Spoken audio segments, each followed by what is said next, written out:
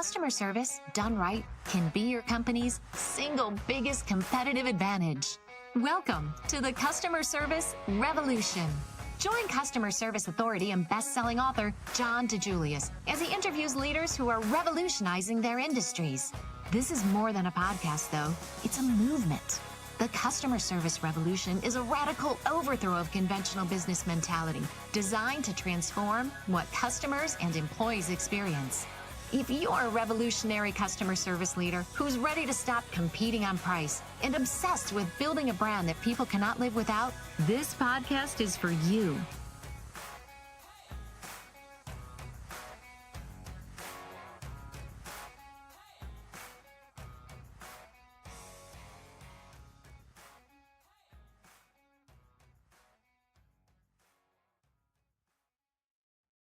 Happy New Year and welcome back to the Customer Service Revolution podcast with John DiJulius. I'm your co-host, Denise Thompson. If you're a C-suite leader right now, you're operating in a weird reality. Customers are paying more, expecting more, and tolerating less. And in 2026, the companies that win won't be the ones who try harder at service. They'll be the ones who build a customer experience strategy that's measurable, coachable, and consistent. Today's episode is called 5 Customer Experience Strategies for 2026. I have John DiJulius, fresh in the new year here, and we're going to walk him through 5 strategies leaders can use to create loyalty without relying on discounts or gimmicks. Welcome back from the holiday season, John. Happy New Year. Happy New Year to you. Yeah, it's good to be back. It's great to have you back. Are you ready to tackle this? I am. I'm excited. Awesome. Let's start with the macro problem that you're seeing, which is strategy 1. Use the customer service recession as a competitive advantage. You've said that we're in a customer service recession.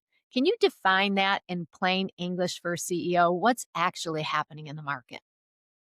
Well, I mean, the experience gap is, with the one thing that frustrates me when I hear the pundits talk about that customers' expectations have never been higher. I don't agree with that. I don't feel like, I feel like our expectations are lower because it is at all customer satisfaction across all industries is at an all-time low. And, the recession, we've had to deal with shrinkflation, trickflation, tipflation, tarifflation, and inflation, which has caused the experience gap, which means, customers are paying more and they're getting less. So it's not that their expectations are higher, but I think they're less tolerant. They're frustrated, which means they're going to take it out, you and your customer facing employees. I've been guilty of it as a customer of just, having less patience and probably more annoyed when oftentimes I'm not getting what I want. So you just mentioned the experience gap, customers paying more and getting less. Where do you see that gap show up the most? Is that speed, communication, follow through, something else? I think it could be all of those. First thing is how easy are you to do business with, and then it goes to how with the AI revolution, can I get to a human being? And then when I do get to a human being, the human interaction is so much less today. It's fragile that it's got to be on point. And when it's not, when they're not trained well, when they're, don't show empathy and compassion and patience. I think employees need to be more patient. And a lot of times I don't think it's the employee's fault. I think it's the lack of training in that regard. You wrote a blog article recently for the new year, and you cite that 66% of consumers will walk when a brand breaks a promise. What are the most common promises companies break without realizing it?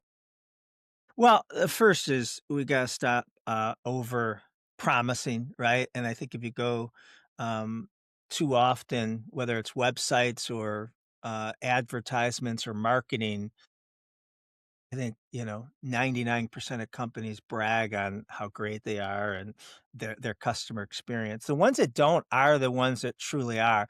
You'll never see a Nordstrom's or an Amazon, brag about their customer experience. They just do it. So Yeah, I mean, the promise is kind of what we said is, how easy we are to do business with and making it right when something goes wrong. That's we don't expect. I don't think customers expect everyone to be perfect, accurate, and doing well most of the time, but when they do drop the ball, we gotta pick it up. And I think that's so frustrating when it's hard to get to a human being or, it's just hard, resolution, is just so, next to impossible. The investment of time, the return on hassle, and zero risk, is so critical. So, for a leadership team listening now, what is the first promise they should audit this quarter? What should they be looking at? I think, it starts with the journey mapping, the customer journey mapping, which is each touch point, each interaction of the customer journey, which now can be in multiple channels, right? It could be online, it could be, in person, it could be a phone call, all those things, for the journey mapping. We call it creating your signature experience and then really defining what are the pain points. We call it service defects for the customer.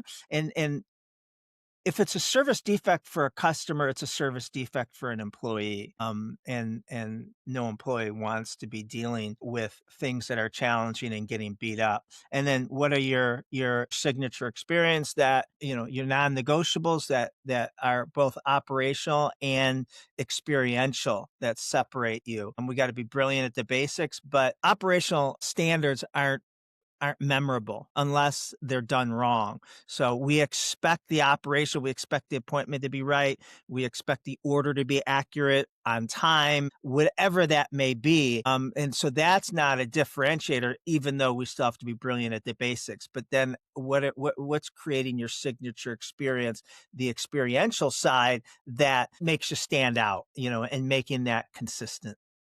So, would you say creating your customer journey or revisiting your journey is the fastest way to create separation from competitors right now without changing the product? Yeah, and investing in your customer experience, and there's so many ways to do that. According to the Wall Street Journal report, 86% of 800 C-suite members surveyed expect customer experience to become a top-tier investment priority. That can't be just lip service, you really have to do it. So, there's a lot of things, but I think that's the number one place to start. All right, so that's the strategic opportunity. Now let's get into the execution because you can't deliver world class experience with the wrong people in the wrong roles. So, strategy two, hire for service aptitude, not just experience. You've said service aptitude is declining and it's harder to find people with strong soft skills. What's driving the decline? It's we're a different generation, not generation, different world we're living in. It's the, you know, uh, the past 20 years, the explosion in, the digital disruption where technology has brought us unprecedented advances in information, knowledge, instant access, and entertainment. However, as convenient as these are, advances make our lives, they've also changed the way we communicate, behave, think, and dramatically decline in our people skills.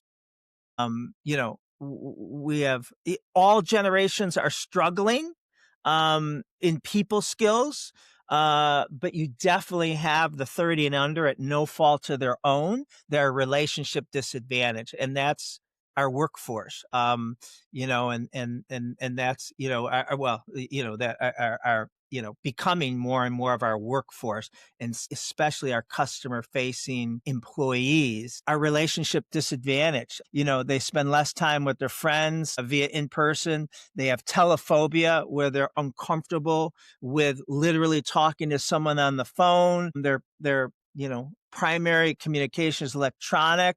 And with the explosion of e-commerce means we go out less and less. And when we do, we now have the option of self-service checkout to avoid interacting with other human beings. And so, all these have, created a decay in our people skills. And again, especially, 30 and under, at no fault of their own. Yeah, it's tough. There is a lot of relationship disadvantaged in the world today. But some of these service aptitude skills can be trained, some cannot, you've always said. Walk us through how a leader should think about what can be coached and trained for versus what has to be screened for.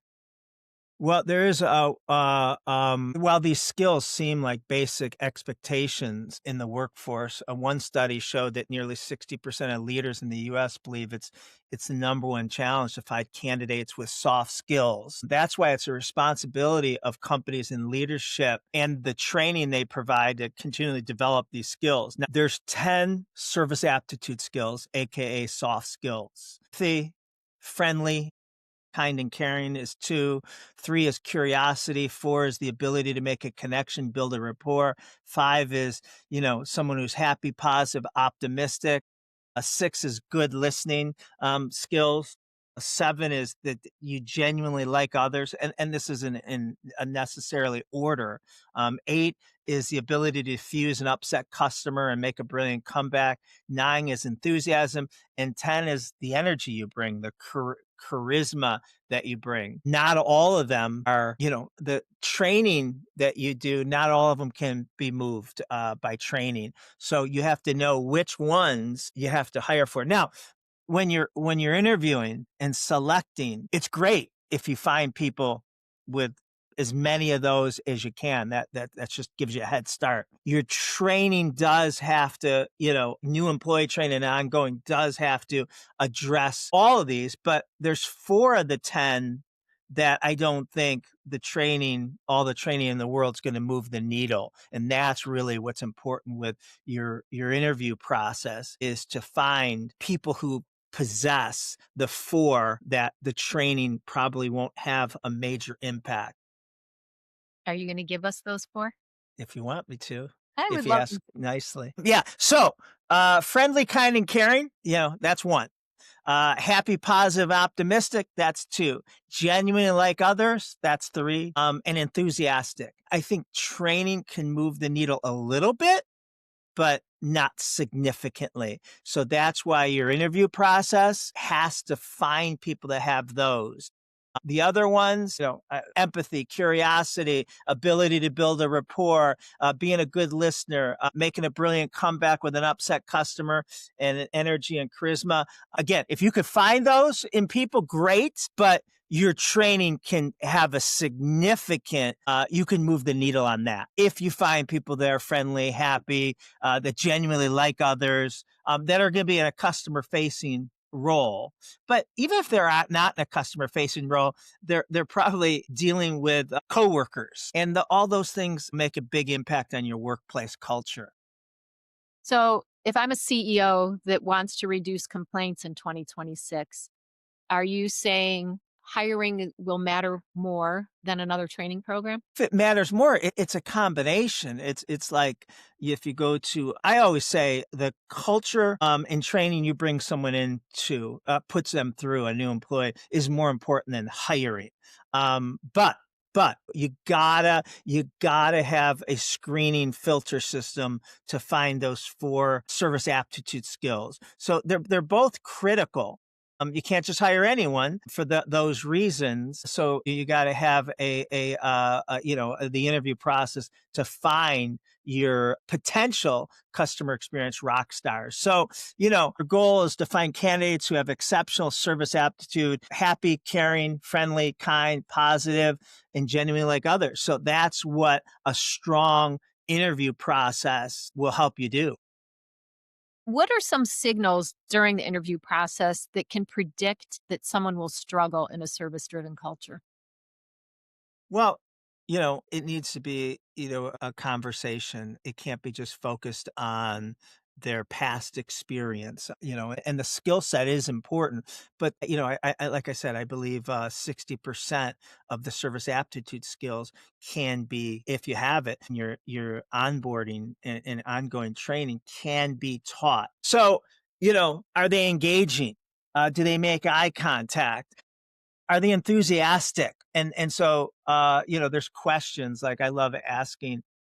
You guys don't let me interview too often, but I love asking, with your days off, nights, weekends, vacations, holidays, whatever, what's your most favorite thing to do? provided that it's legal, I don't care what the answer is.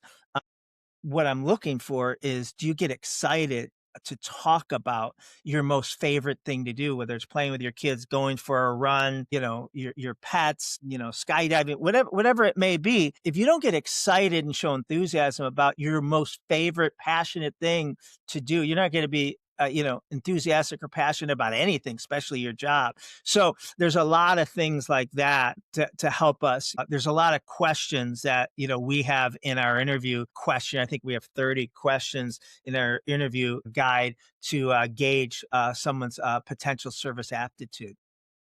And listeners, we will put the interview question guide, a link to that in our show notes. So if you'd like to see those questions, they're available for you. John, leaders always love the phrase hire for the heart, train for the part. What does it actually look like in a scalable hiring process? Yeah, I mean, unless it's something, licensed, and even then, obviously the skill, the license, the diploma, the certification, for entry to get into the industry, a lawyer, accountant, a hairdresser, whatever that may mean, you got to have that. But after that, I believe we can train anyone on the skill, but do they have the heart? Do they have the want to? Again, are they friendly, kind, and caring? We can train them on the execution of almost anything.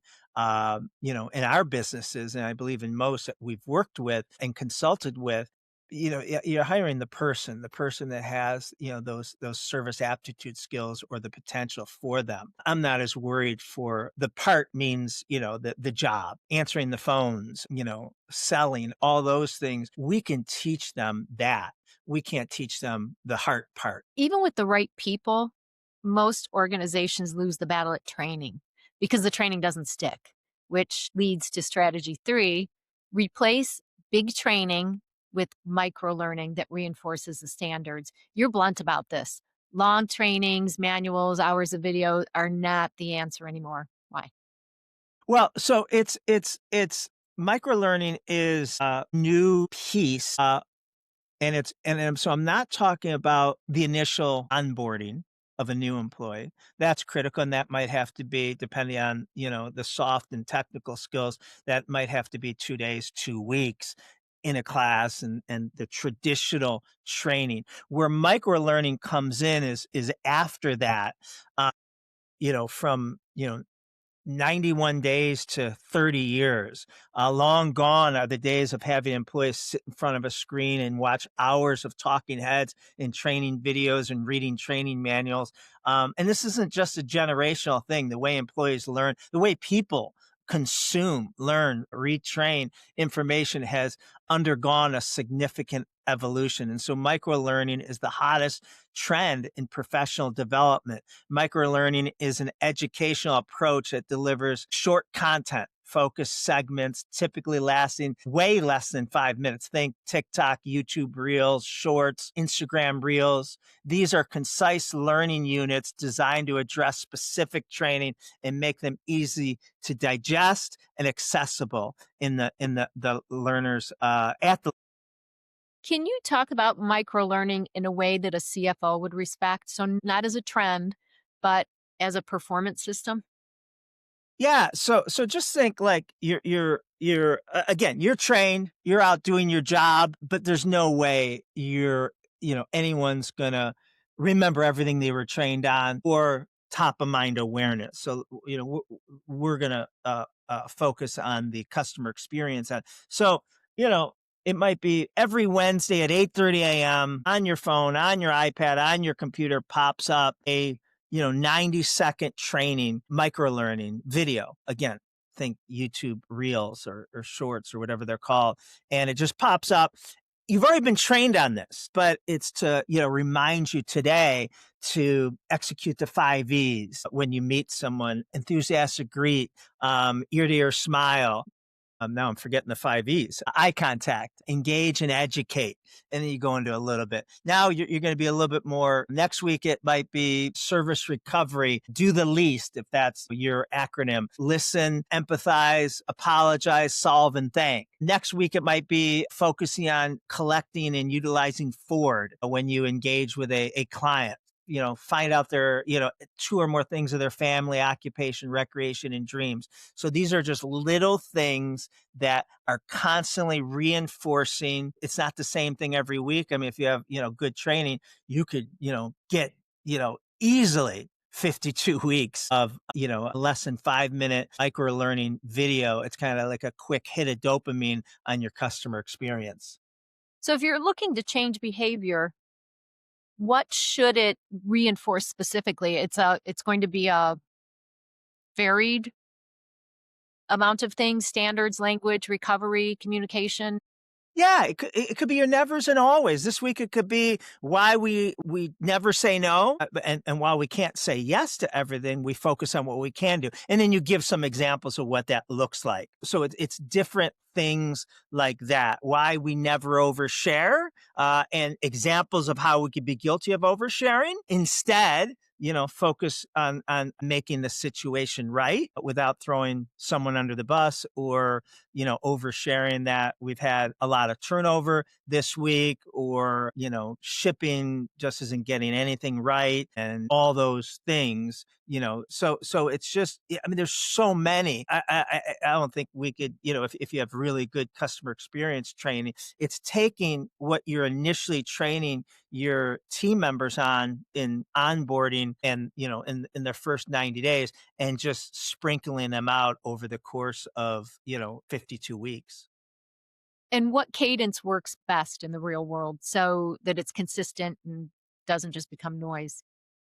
Think once a week, same time, same thing. And then, depending on your LMS, you can track that you watched it. And then, there's a little thing that pops up at the end that is like a little quiz. What are the 5 E's? And you give them 10 E's. What does Ford stand for? And, you give them, several F's, several O's, several R's, several D's. So it's cementing both that they watched it and they, got it right. And so it's little things like that. So I think every week, same time. And again, this should be less than 2 or 3 minutes. So, it's not like you're taking people off the floor. And when you're retraining them, you got to take, two people off the floor. But in the past, the trainer and the trainee, you have to do that anymore.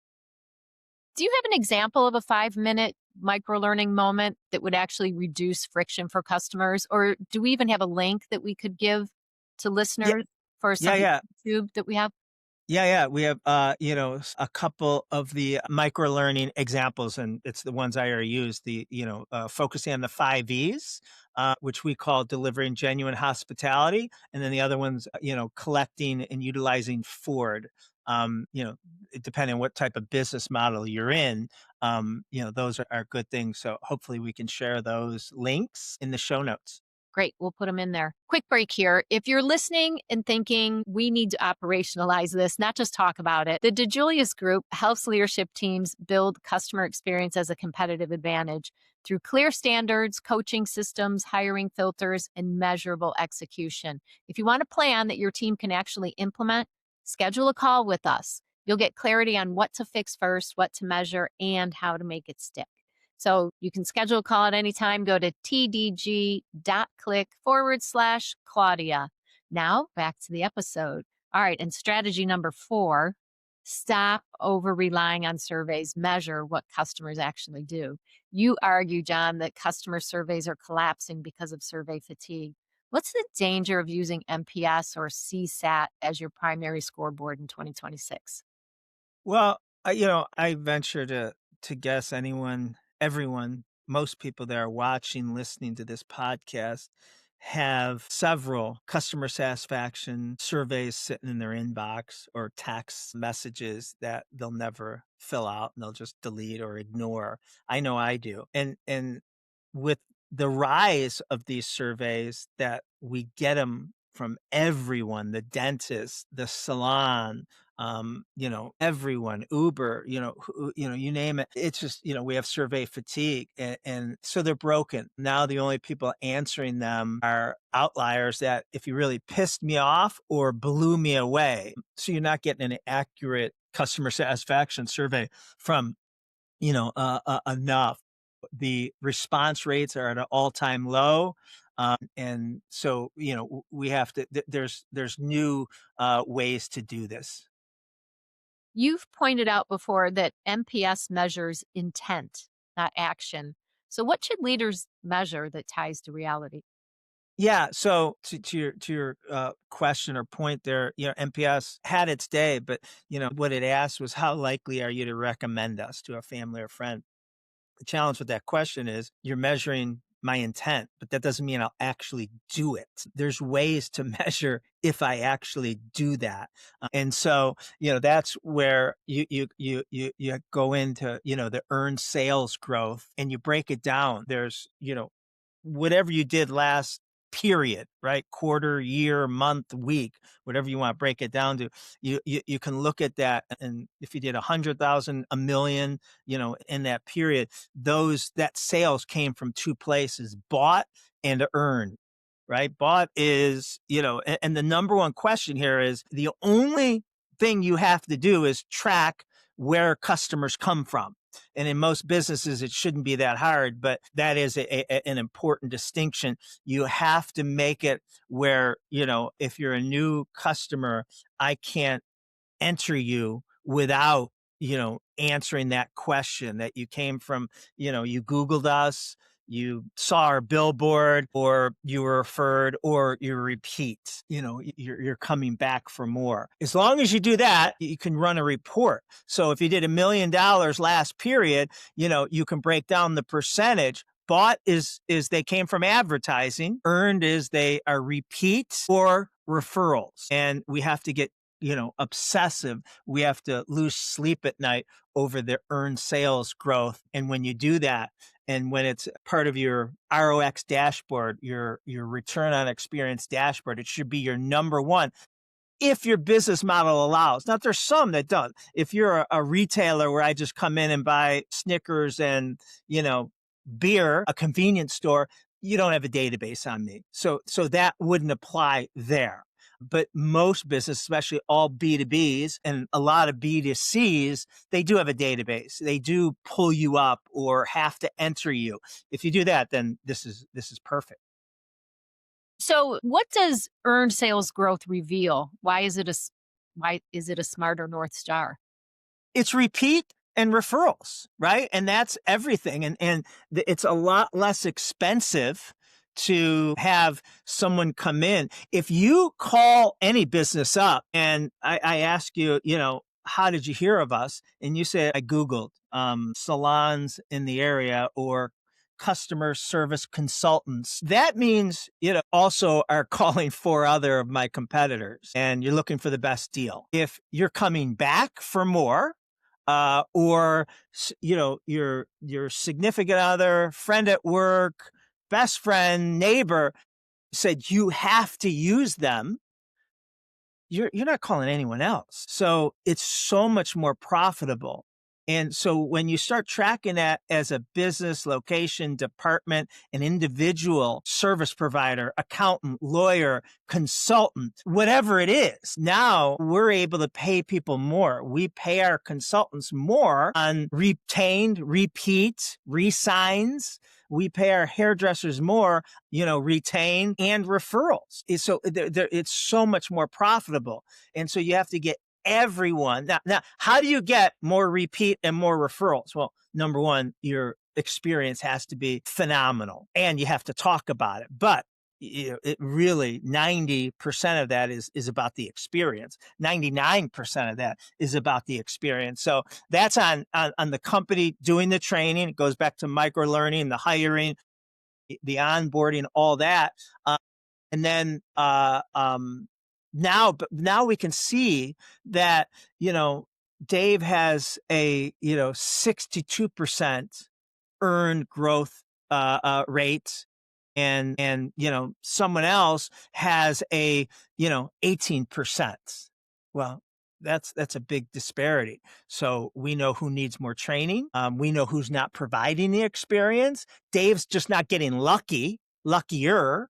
So everyone should be losing sleep at night. That should be the number one KPI everyone sees. We call it ROX, return on experience, KPI, that everyone is losing sleep at night, from CEO, CFO to the individual employee. John, if a leadership team starts tracking earned sales growth this quarter, what are the first behaviors they should reinforce or stop rewarding? Well, yeah, I mean, earned sales growth is less gameable. We can game NPS and CSAT. Those are gameable. We've all bought a car where the salesperson says, "Listen, in the next 10 days, you're going to be getting something from the manufacturer. You have to give me a 5. Anything less than a 5, I don't get whatever, or I get in trouble. So, but the earned sales growth exposes the company's experience and the individual department, location, employee. And so, just start tracking it, and then you want to move north, and you focus on all the things we're talking about, from the hiring to the initial onboarding training of those service aptitude skills, and the technical skill set, and the ongoing. And that's where the micro learning comes in, because I didn't train you 29 years ago and haven't revisited with you, or I do once a year. I always say annual customer service trainings like deodorant. Within a couple of weeks it'll wear off and the odor will come back. What a Is it great 29 analogy. years, Denise? Or is it going to be 30 this year? Um, You started in 96? Wow, I think it's in February, no? yeah, I better Oh! reapply the deodorant, huh? Hi. All right. So if you've been keeping up, now we've got market advantage, the right people, training that sticks, and a metric that matters. But none of it's going to hold if your employee experience is broken. So strategy 5 is treat employee experience as the root system of the customer experience. You say it plainly, your employee experience becomes your customer experience. Where do Equals. I'm sorry. Your EX equals your CX. Oh, that equation. Your EX Yes. equals your CX. Your employee Yeah. experience equals your customer experience. Where do leaders typically disconnect those two? Well, it goes back to all the parts of the employee experience. Are you creating a recruiting experience that makes it ungameable, that just doesn't hire anyone with a pulse, that makes it hard to get a job? Quit looking to find great talent and make great talent seek you out. The onboarding experience, which we've really talked. And then, the ongoing. So to me, the onboarding is you know, day 1 to 90, and the ongoing is 91 days to, 10, 20, 30, 40 years. And, just, making sure, and it's developing leaders to execute that employee experience. But what's happened on the inside will happen on the outside. And these really aren't necessarily order. You could probably put this first if you're ordering these, put them in order, but it all starts with the employee experience. Who have leaders ask an engagement survey question that most miss? Asking their employees, how do you feel Friday at 6 p.m. versus Sunday at 6 p.m.? Why is that question so revealing?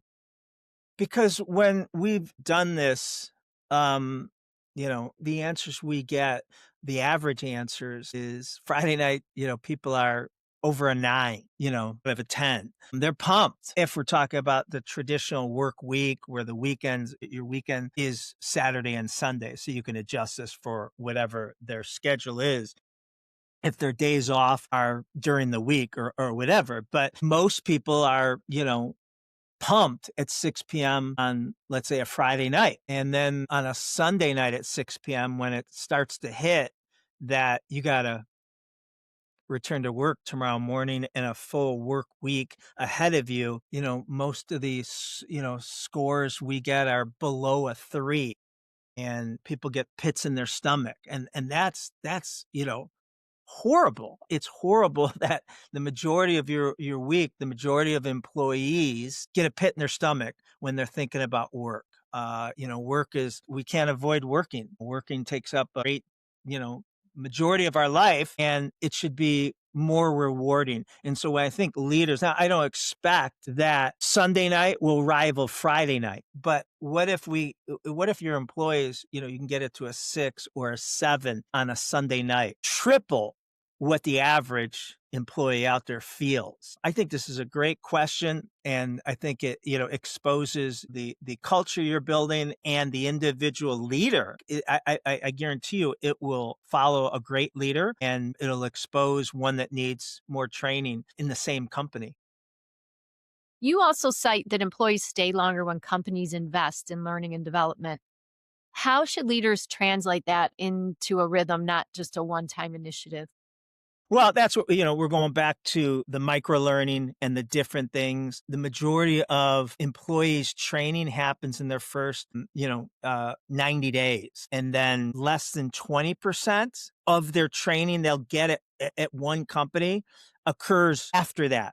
So if you work here 10 years, 15 years, that's not a whole lot after your first 90. We love to, blast people with a fire hose when we first hire them, but then we ignore them. But according to a LinkedIn workforce learning report, 94% of employees say that they would have stayed at a company longer if they simply invested in them. Today, it's so much easier to invest. Again, the micro learning, but also, there's a great best practice I heard and recently wrote about in a blog where, people read less, right? With the, increase of video and audio and podcasts and, all these things, reading has gone down significantly. And right or wrong, that's just the way people are consuming information. But there's one company out there that I wrote about that instead of having a book club, they have a video club.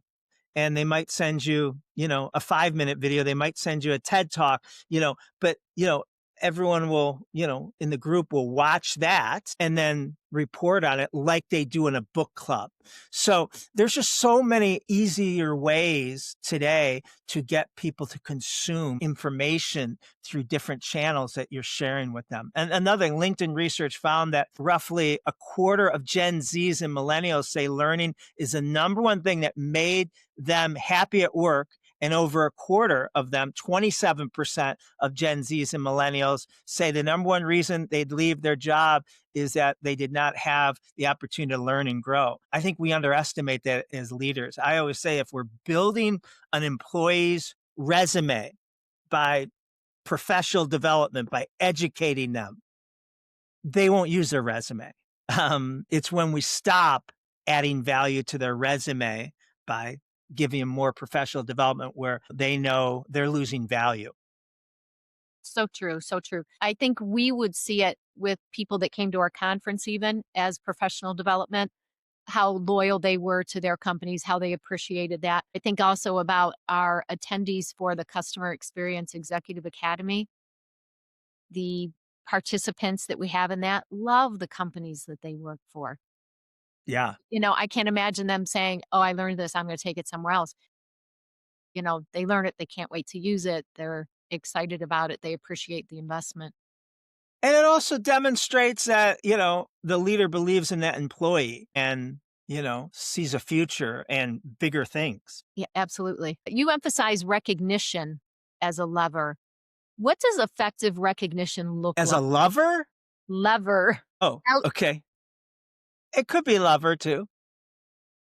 That you love your employees, not in the, Well, in this particular creepy example, sense. it's always a creepy sense. We don't need another episode like 2025 with the Coldplay concert. Yes. You emphasize recognition as a lever. What does effective recognition look like operationally? So it's consistent, not random. Yeah. 63% of employees who are recognized regularly say they wouldn't consider looking for a new job. Now, there's a lot more things. There's a professional development, there's workplace culture, it's all those things, but that's a big number. and our loved ones, our coworkers, our employees are not telepathic about our appreciation. We must continually express, our gratitude and appreciation. We talk about this at length in our trainings and in the Employee Experience Revolution book, but, you know, teaching your leaders, training your leaders to constantly catch people doing something right, to constantly recognize them, to celebrate them. And there's so many great ways. One of my favorite that I've learned from great companies is also doing it to their family, letting their family know what a rock star their employee is, thanking their family, their spouse, their kids for the sacrifices they're making, because everyone makes sacrifices when for someone's job, meaning that someone's going to be away from home, traveling, working long hours, hopefully particular times a year, not consistently, but it may be more consistent depending on the job, and letting them know that their sacrifices. I always say that an employer's biggest competitor is not just the other companies recruiting them or they could possibly be interviewing with, but it's their loved ones. If their loved ones don't like the company they work for, if their loved ones think they're being taken advantage of, if their loved ones are stressed and annoyed at how much time they're away, that's gonna be a big factor in why they're looking for a new job. So we want the loved ones to love the company and know that they're appreciated and celebrated. And finally, it wouldn't be 2026 without talking about AI. Where does AI fit in this whole thing without killing the human element? What's the leadership role for what gets automated versus what stays human? Yeah, I mean, the AI revolution is reshaping how, businesses approach customer experience, and leaders are rushing to automate more, cut labor costs, and reduce customer-facing roles. But in doing so, they risk losing the human touch that drives customer loyalty. Automation, a chatbot does not create loyalty. So most current AI tools focus on the efficiencies such as summary, search, and automation, while overlooking the emotional connection that customers crave. Just like we say employees are relationship disadvantaged, customers are relationship disadvantaged. We talked about this earlier, that the human interaction is so much rarer today that when it happens, it has to be on point. So AI excels at making the business easier, but the human still creates the experience that customers remember. So, we got to make sure that the human side of the service, helping employees respond more quickly, naturally, with an emotional intelligence, demonstrating the empathy, demonstrating the, critical thinking. AI will never make a brilliant comeback. The human will. AI is not going to build a rapport. The human will. Yeah. So, AI, where do you think the biggest opportunity is right now for people with AI and customer experience?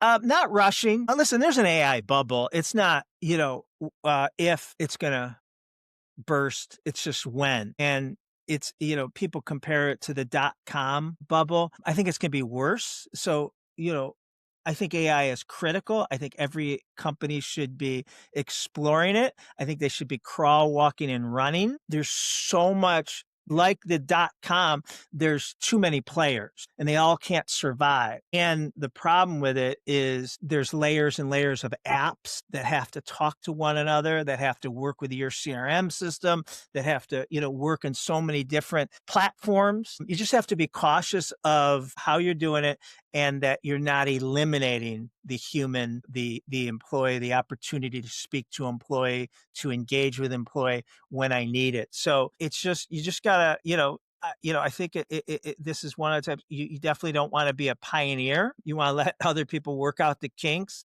and there's a lot of great AI apps that you can, you're probably already incorporating. Just be careful how fast, because again, some companies you're using won't be around by the end of 2026. Thank you, John. Here's the part at the end here I want every CEO to hear. In 2026, Customer experience isn't a slogan, it's a system. And the companies that win will be the ones who build consistency through the promises they keep, the people they hire, the way they train, what they measure, and how they lead their teams. So here's a leadership takeaway. Pick one place where your company is currently breaking a promise. Maybe it's follow through, communication, responsiveness, or service recovery. Fix it, standardize it, coach it, measure it. Make it part of how you operate, not something you try to do when things aren't busy. If you want help building these 5 strategies into your organization, we are happy to help. We work with executive teams to design standards and systems that create loyalty, reduce complaints, and drive earned growth without relying on discounts or constant firefighting. Schedule a call with one of our advisors today to map out what to fix and how to execute it throughout your organization. Thanks for listening to the Customer Service Revolution podcast. And that number or that link is tdg.click/Claudia to schedule a call. It'll be in the show notes as well. Thanks, John. Thanks, Denise. Thank you, revolutionaries. Thanks, listeners. We'll see you next week.